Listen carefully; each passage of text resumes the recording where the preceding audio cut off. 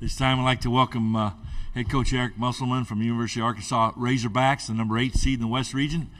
Coach, second time in a row he's brought Arkansas to Wells Fargo Arena in Des Moines. If you have any questions throughout the tournament, basketball contact, Mike Kaywood, immediately to my left. Coach, welcome back to Des Moines. Thanks, Mike. It's the second time for me in Des Moines, but one was with Nevada and one was with Arkansas. Correct. Your outlook on tomorrow's game? Obviously, Illinois. Any team in this tournament's really good, and Illinois presents a lot of issues that we have to discuss as a team. You can start with number 0, Terrence Shannon, who's one of the most versatile players in all of college basketball. He's an excellent downhill player, can stretch the defense out with threes. They're long, excellent rebounding team, one of the best shot blocking teams in the country. And then Matthew Mayer. It's just a really interesting side note that both Mayer and Shannon, we've played before in the NCAA tournament, although they were with different teams, one with Baylor and one with Texas Tech. This time we'll take questions. Please raise your hand. We have a microphone holder your way. Only appropriate. We start up front here on the aisle. I guess the other guy wasn't cutting it, or they replaced him or something? Okay. Hey, Eric, you're supposed to identify yourselves. Bob Holt, Arkansas Democrat Gazette. I had a two-parter. One was, you have a history, including this season, of doing really well, winning games when you have a little extra time to prepare. Well, what do you think is the key to that? What goes into that? Maybe I should have been a football coach. I just, I think from a preparation standpoint, there's a lot of things. I mean, one, players have to retain whatever you talk about. And, we have had some pretty decent success with time, but, Illinois has had the same amount of time, and they're really well coached. Their offense is actually something that you kind of need a little bit of time because they're spread.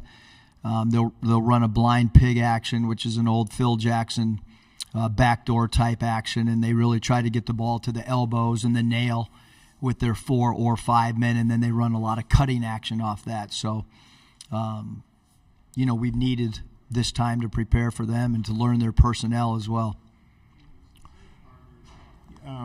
You look at your all season and Illinois seasons have kind of followed similar trajectories. You guys were both ranked in preseason poll. They got as high as 16. I think you guys were as high as 9. You had some roster issues with injuries. They had a guy leave the team. You had some tough losses. Ultimately, you won enough to get here. Kind of what have you thought about there? And you both have a lot of young players and some older guys. What have you thought about the similarities, trajectories to get here that you two have both endured? Yeah, I would say, Bob, that any of the 8-9 seeds across the board, other than maybe Florida Atlantic because they're a little bit of an outlier, but I think anytime there's an 8-9 seed and it's Power 5 involved, which is usually probably 90% of those 8-9 seeds, I think you're gonna see teams that have some peaks and some valleys, and that's certainly been the case with us with the injuries and being one shot or one possession away from more than a few other wins that we potentially could have had.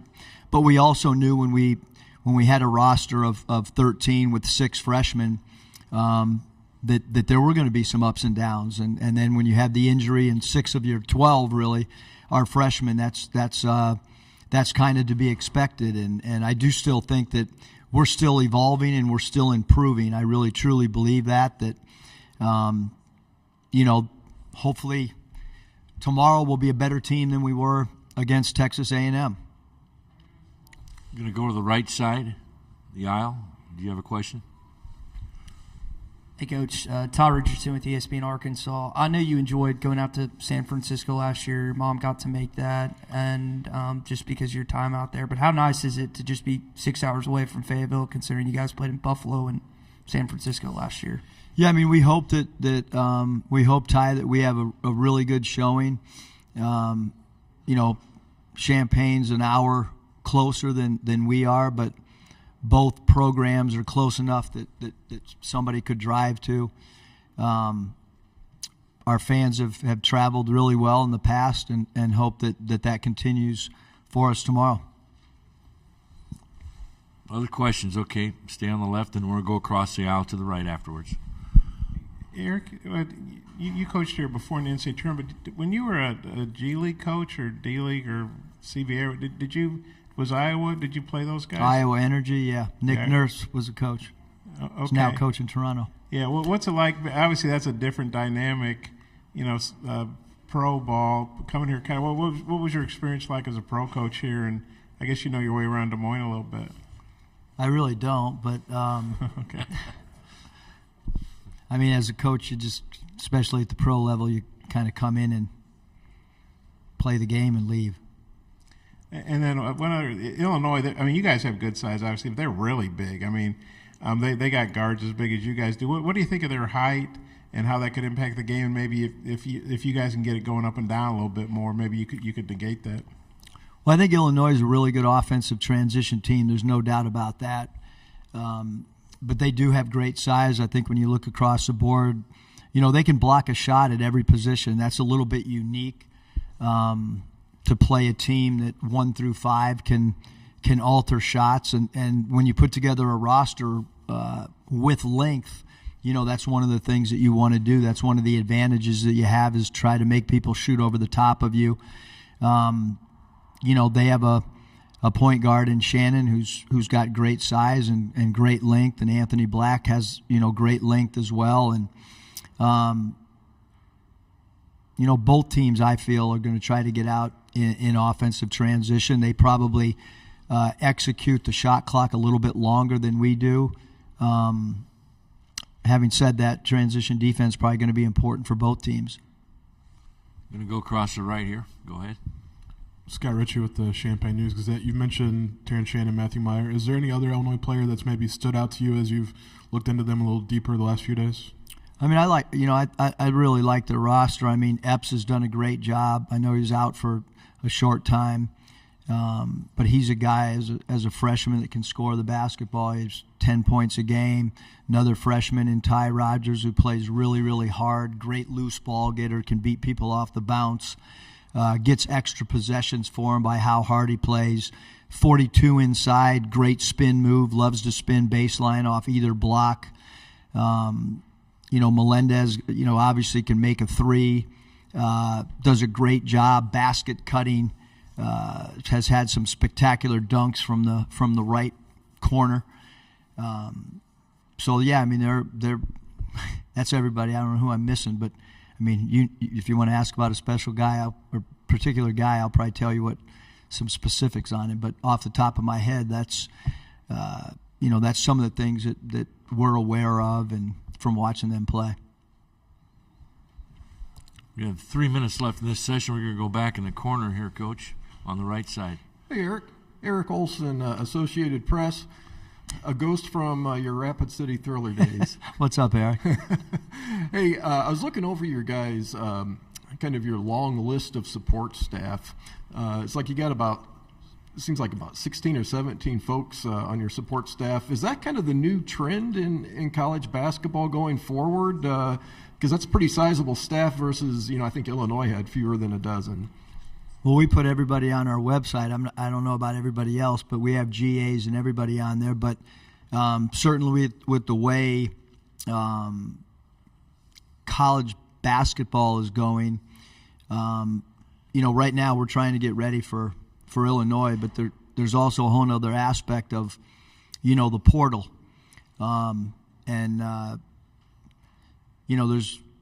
There's people in our conference doing home visits right now while we're trying to get ready to play and perform well in this tournament. So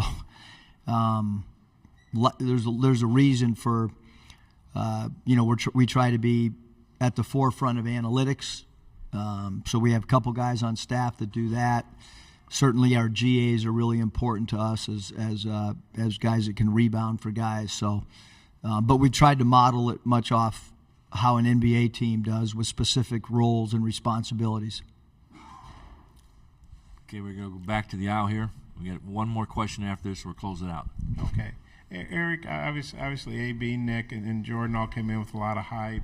How have you and Nick, has been in and out of the lineup now, but how have you felt those three have played and done with all the expectations and everything they had to deal with, and then how they've played this season? Yeah, I mean, I think all three of them have played really, really well, and obviously you mentioned Nick, who's been in and out of the lineup, and he's continuing to get his rhythm. That's really hard on any player at any level, let alone a player that playing in the SEC. And Jordan's done a great job. He plays so hard. He can play three different positions for us. Anthony's been an all SEC player. So I think all three of those guys have done a great job for us. I mean, we three guys that have started most of the year for us when they've been available. Not many programs have started three freshmen like we have, again, for the majority of the season. Obviously, some guys been in and out based on matchups and so on and so forth. But I think those guys done a great job. They're playing in the NCAA Tournament, three freshmen that'll have a big role for us tomorrow afternoon. Time for one final question. We're going to go on the right side of the aisle. You kind of brought up recruiting there, and I'm assuming you're referencing Chris Beard, who just got hired at Ole Miss. I remember Coach Pittman was talking about prior to their bowl game against Kansas, the balancing of the portal and bowl prep. How do you, as a head coach, balance still recruiting, still focusing on that, and getting ready for Illinois tomorrow?